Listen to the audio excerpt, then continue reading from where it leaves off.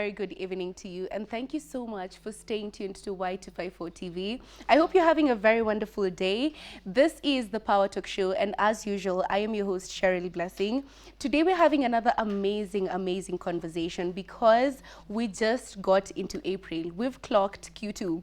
If you're maybe a corporate buddy, or if you maybe keep track of your goals through the quarters, this is the second quarter of 2025. And there are a few things that we've talked about. We've talked about we're losing weight, we're being healthy, we're doing this, we're doing that. But now we want to figure out how we are achieving all that. So what is healthy weight? How do you get to that? Because we've come up with routines, we've done diets, we've done all these things that we're being told on the internet. But how do you figure out what is the right thing for you and what is the most effective thing that you can do to manage your weight in a healthy way? That is what I want us to get into this evening. We're talking about healthy weight management, and joining me live on set are two experts who are going to give us some gems on this conversation. I have Ashley Kibudha, who is a registered dietitian, a science-based Very good. dietitian. Yes, thank you so much for having me. Yeah, it's such a pleasure. Yes, it really is. Thank you. And I'm so excited to have this conversation. Me too. Right Me next too. to Ashley, yeah, we have Dennis Das, who is an epidemiologist. Yeah. The word. Epidemiologist. Yeah. It has more to do with research. Yeah. So medical research. Nice. Yeah. And we'll get more into that as we Sure. progress with the conversation. Yes. But I want us to first kick off this conversation by you going on our platforms immediately and letting us know what are some of the things that you're struggling with in terms of your health and weight management. Are you struggling to gain weight? Are you struggling to lose weight? Are you struggling to just maintain the balance or even start an active lifestyle? Or maybe your struggle is not even knowing where to start. I want you to go to our platforms right now at Y254 across all socials. We are streaming live on X at Y254 as well. So be sure to check us out. So I think to kickstart the conversation, because personally, I set goals. Every single year. Yeah, you know, the Yes. beginning of the year, it's just cultural. Yes. You have to set your goals. Yeah. And one of my goals was being healthy. Good job. But I've come to understand that the definition of healthy can vary from one person to the To other. another, yeah. So I want to figure that out. Ashley, what Yes. would you define as being healthy? Like just being healthy Yes. overall? Yes. So many people define their weight or being skinny or being a certain size with now I'm healthy. But that doesn't take into account how much muscle do you have, what is your body fat percentage, what is your risk factor for chronic disease, how is your gut health, how are your bowel movements, what are your cholesterol levels, what is your blood sugar at, how is your energy, how are you feeling, and how are you showing up. So there's so many components that we need to take into account and look at this holistic approach to health and wellness and not just our weight. And I like that you've said that, but I want us to circle back because I think we have a slight technical glitch. Okay. That I need a technician to look at your mic while we do that. But meanwhile, Dennis can let us know what's a healthy weight, because we've picked up a few things from Ashley. She's talked about being just generally healthy, your own body, how you feel, and everything else. So let us know what you'd term as healthy weight. What, in your opinion, is healthy weight? I think when you talk about healthy weight, my concern would be, are you able to manage your weight? That would be my concern. The second concern would be looking at the scientific way, Yeah. the BMI. Is it within the recommended range? Yeah. But you'll realize that if you're a bodybuilder, you know, like those people who compete in strongman competitions, you'll realize that your BMI can be quite high.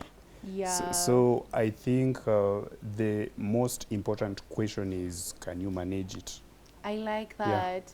And let me circle back to Ashley on that. Actually, something to say. Something to say about BMI. Yeah, so Yeah. actually I like to challenge BMI respectfully. Sure. Because to be honest with you, as a white person, I say this, it was created for white people based And on also Caucasians. tell us, first of all, because there are people Yes. who don't know what a BMI BMI is. is. So Yeah. first tell us what it is, Yes. and then let us know what you have to say in addition to that. Sure. So it is your body weight to your height. That is it. It is not looking at your muscle composition. composition. And so that's why he said bodybuilders and people that are athletes are going to be high on the BMI scale because muscle weighs more than fat. So BMI is just weight to height. It doesn't tell me my other health indicators, and it doesn't tell me my muscle mass or my fat mass, which is way more indicative of health.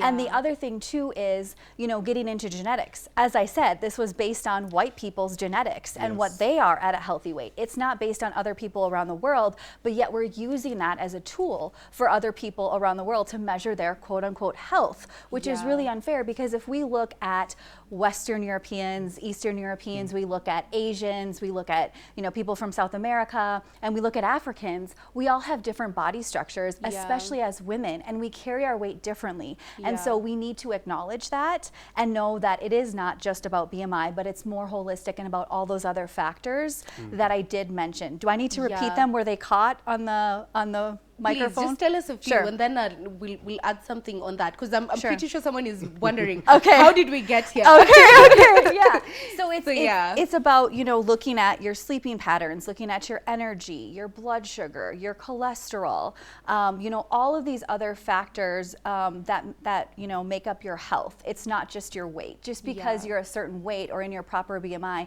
doesn't mean you're healthy, and doesn't mean you don't have high cholesterol. I like that. So it's one tool. And I think that makes a lot of sense when we factor all that in, because most of the times when we're thinking about, I need to be healthy, the first thing I'll do is check my weight. We don't check anything else. We go to the scale and we're like, oh my God, I'm like 20 kilos heavier than I want to be ideally. And most of the times it's because of all these superficial ideologies, and we don't factor in everything else that we need to actually think about. And I came across something, those are documents that was circulating about things that we need to know, the basic things, like the oxygen composition in your blood, the ideal body temperature, your ideal BMI, all those things, the nitty-gritty things like your blood pressure.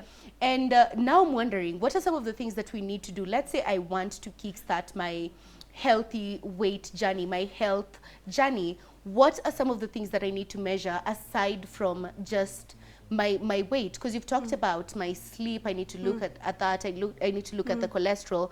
But what are some of the tests I probably need to do, Dennis?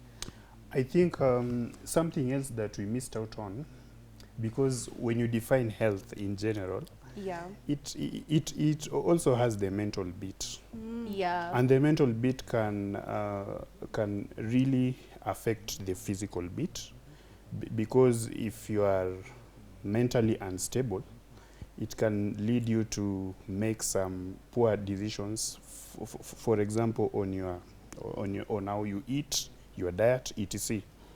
But most importantly, I think for me, number one would be awareness, because there's what the public knows and there's what the professionals knows.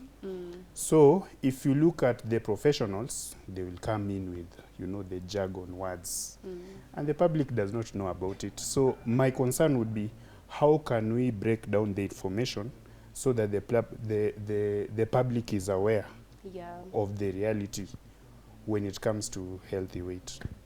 That would be my take. Yes, because I think it's very intimidating when someone hears, check your BMI, you need to look at your cholesterol, you know, your muscles, do what? And it's very intimidating to think about all these things, because why do I need to go and look at my oxygen levels for me to start my healthy journey?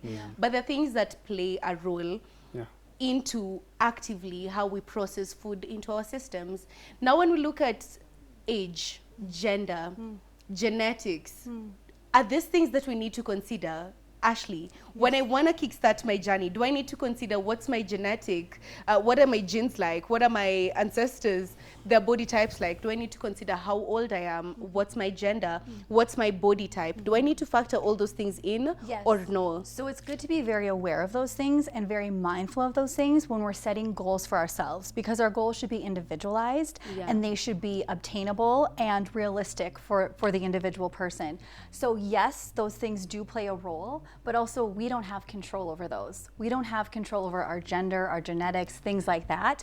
And so what I always say is, yes, that's a factor, but let's focus on what's in our control. And what's in our control is what we eat, how we sleep, what our bedtime routine is, and how active we are among all these other things. And so that's what I like to focus on as well. Yeah, I really like that because instead of fixating and say, personally, this is a struggle I have, my cousin and I, we gain weight so fast. Like I could just see fries, sniff them. I have 5 kgs at the end of that, by the end of that.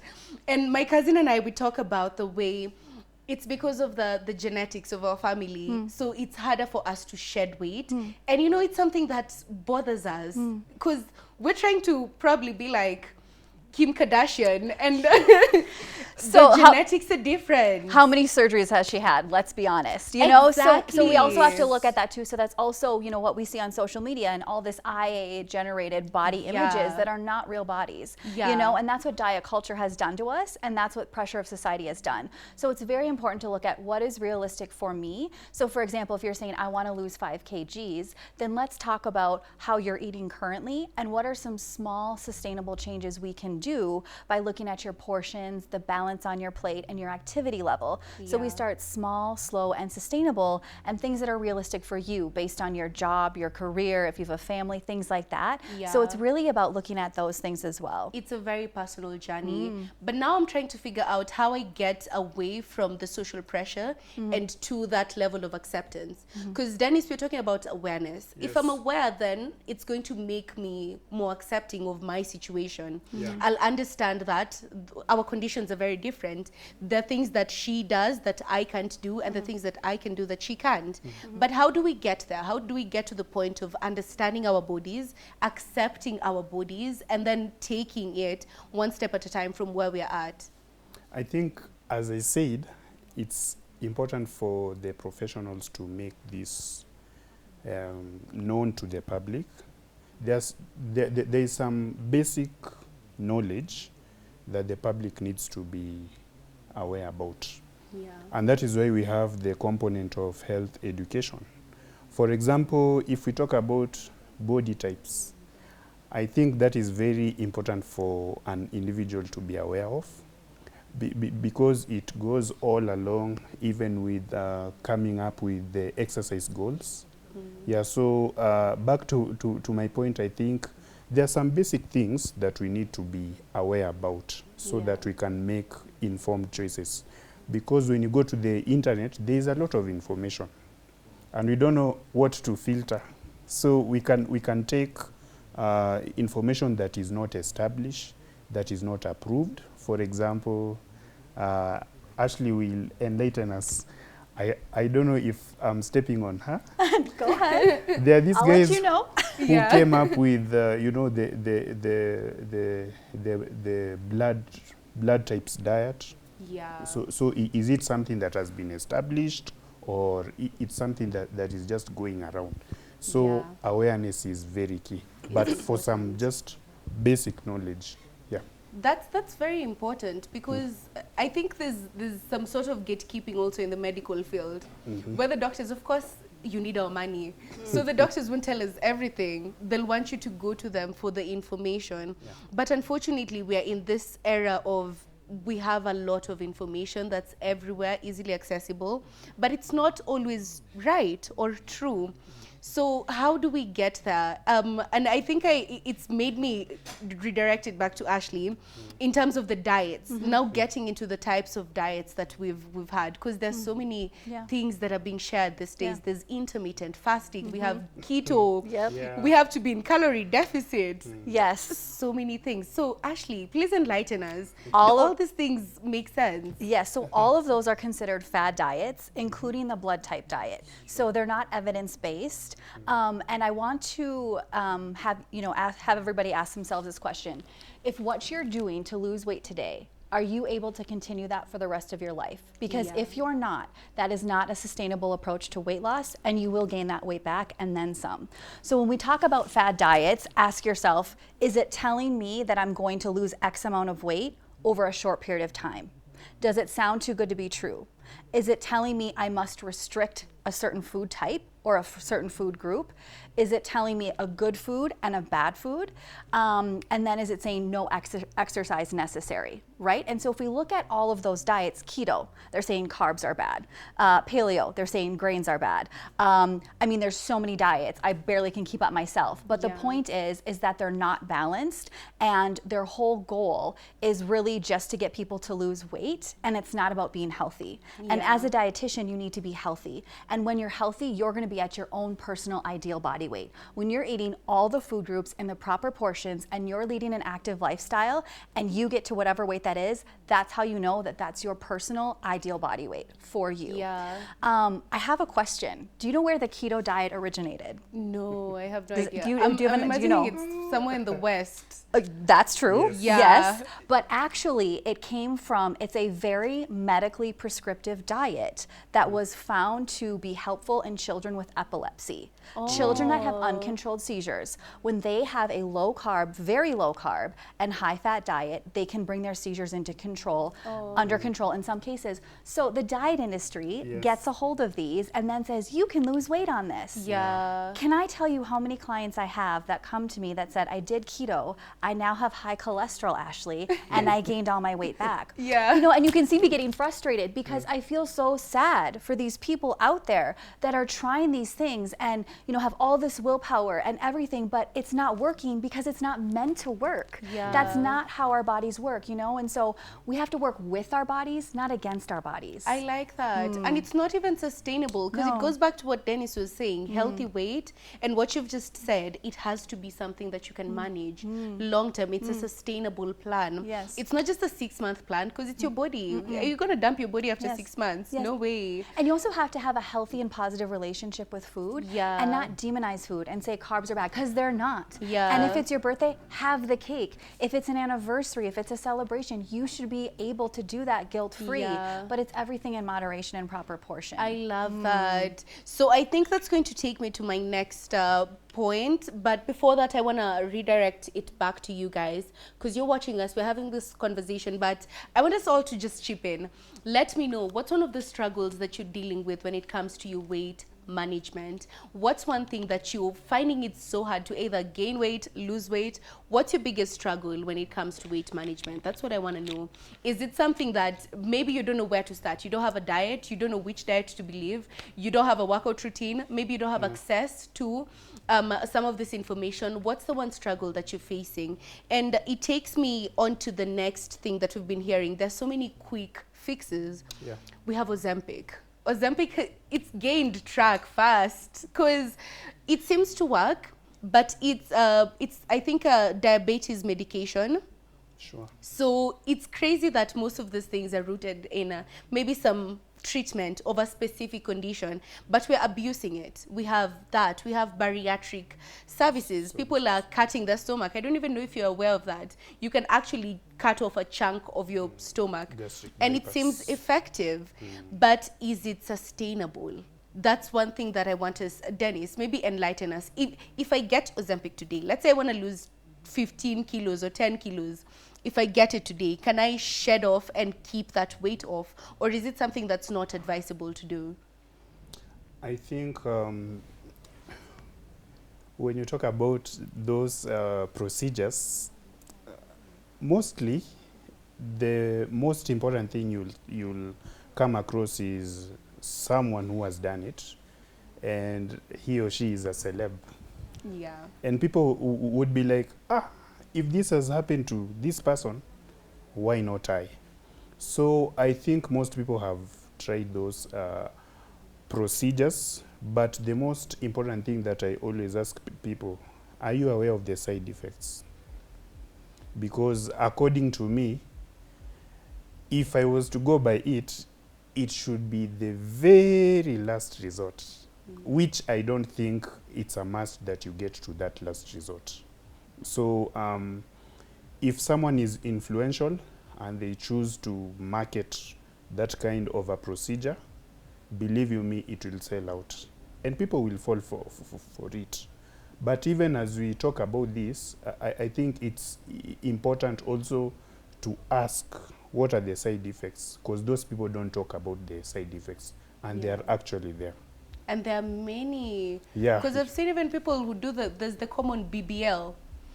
And if you hear about the downtime, Yes. people talk about I had pipes with fluids everywhere for I don't know how long.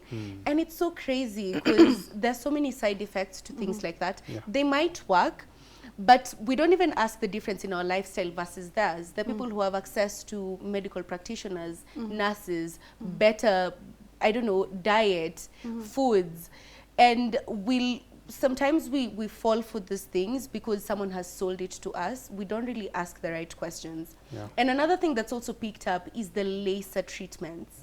I don't know, Ashley, maybe what? you can tell us about that. The Laser laser treatments. treatments. Like Oh, we like have, for your skin. no, with the body. There's like a lose. cool therapy. Oh, to The take away your fat fat cells. freezing. Yeah. Yeah. Okay. Yeah. So, what I see happening is people are fed so much misinformation and all of these fad diets, and they're trying one diet after the next. They're losing, they're gaining, they're losing, they're gaining, and they're so desperate for a solution that they come to gastric bypass or they come to a surgery and they say, you know what, I've tried everything. Yeah. Let me do this. And I feel very sad because it all comes down to they weren't informed properly and not necessarily by their fault. Look at the internet, you know, and so what I want these people to do is I want these people to get proper science-based nutrition intervention and try that. Because when we are just looking at gastric bypass, for example, or Ozempic, again, just because you lost weight doesn't mean you're healthier. Yeah. And there are the side effects which are very, very serious that many people don't focus on. And as a dietitian, whenever somebody eats, I want you to get the most nourishment you can per the amount of calories or food that you're consuming. Now with gastric bypass, now I can't get you enough protein. I can't get you enough vitamins and minerals. It's impossible. So you have to be on supplements for the rest of your life. Yeah. People have other side effects of those things. Ozempic, by the way, you know how people say, yeah, I'm going to lose weight with Ozempic. Do you know that you only lose up to 2 kgs per month with Ozempic? Do you know working with a dietitian, you can lose 1 kg per week? Oh, Yeah, that's so it's amazing. not even more, you know, but Yeah. again, it's just the lack of information that people are given and just this, you know, huge minefield of just honestly improper pseudo professionals Yeah. Sure. that are doing this. And so Everywhere. it's just really unfortunate. So I just really encourage people. I mean, I've done this for 15 years. It works. Like eat food, proper portions, eat every meal, every snack, and just be active. Yeah. Like literally, you can eat typical Kenyan food. You can have ugali, you can have skuma, you can have chapo, but it's all about the balance and the portion and the activity. That's I it. love that. It's literally that simple. And it's that's why people say it's a lifestyle. Yes. Yes. You just have to commit and say this is what I'm doing, because ultimately it's not about losing kgs. It's not about gaining something, because we focus way too much on that. We're like, I've lost 5 kgs, so I must be healthy. I'm skinny, so I'm healthy. Yeah. You know, and all these things are just stereotypes that we have in our minds, Yeah. but we don't really understand what does being healthy mean. Yes. So what I Yeah. always tell people too is I'm like, you know, when you nourish your body and work with your body and learn how to eat appropriate meals, your body is going to lose weight as a side effect, a Yeah. healthy side effect effect, of yeah. all your healthy habits that you have. And you also have to be consistent with them. And you know, people will come to me for weight loss and like, oh my gosh, Ashley, I'm sleeping better. I have more bowel movements every day. My energy, oh my gosh, all these things that they were not expecting, but we were eating proper portions, balanced meals to lose weight. And now look at all these other bonuses you got. Yeah, there's a lot that also adds up. And now it takes me on to now when we talk about the diet, because these days, unfortunately, we've gotten rid of most of the traditional foods Yes. and we're adapting more of the Western foods. And Yes. right now we're trying to get healthy Western food, but we've forgotten we have boga back in the village. Absolutely. So what's the impact of having let's talk about the traditional African diet. Like, I know you're also Luya. Yes. So I know in Luya land we have the multiple mbogas, a variety of them. But in so many cultures, unfortunately, we do not have cultural foods. Only a few cultures still have their cultural foods. But what's the impact of some of our cultures on our weight? Because sometimes we think we're eating healthy, but then I'm having a portion of rice, but the chicken, the vegetable, it's not, it doesn't align. Or the Yes. ugali in particular, with Luyas, we love ugali. So you'll find a man who's taken a big portion of ugali, and then the stew proportion doesn't make sense. And we talked about, I think, the portions back in school, and the veggies are meant to be more. But people don't like veggies. We don't have a lot of the either plant or the plant proteins or the actual vegetables, the green leafy vegetables. So what's the impact of getting rid of some of these foods and adapting a lot of the Western? Maybe right now we have a lot of lettuce, cauliflower, all that. It's very, very westernized. There's no mrenda, you know, Yeah, sijui, I know. managu, all those things. What's the impact of getting rid of some of these traditional foods and adapting a more westernized diet on our health, on our physical, you know, the maybe the cholesterol, the fat versus muscle proportion, the ratio in our body? What's the impact of changing out our diets like that? I think the most important thing is, first of all, to acknowledge that most of us don't appreciate our traditional food. Yeah. And if you compare people who live in urban areas versus people who live in rural areas, then you'll find that most people who live in urban areas are the ones who are prone to adopting other kinds of food. Yeah. And the excuse would always be lifestyle. You know, people are busy moving to and fro. But I think Ashley has mentioned something important about sleeping, you know, about being active. You can imagine someone who is in Nairobi, you've consumed the type of food that we always consume. Yeah. You are in the office, you have worked the whole day, you are seated there, you take your car, you drive home, you get home, you are still dormant. You can imagine the impact. The impact will always be obesity, and you can always be prone to some of these diseases. And even if you come up with an exercise regimen, how many guys have gone to the gym Yeah. after 3 months and the only thing they have lost is the 90 days? No difference. Eish, that was shots fired.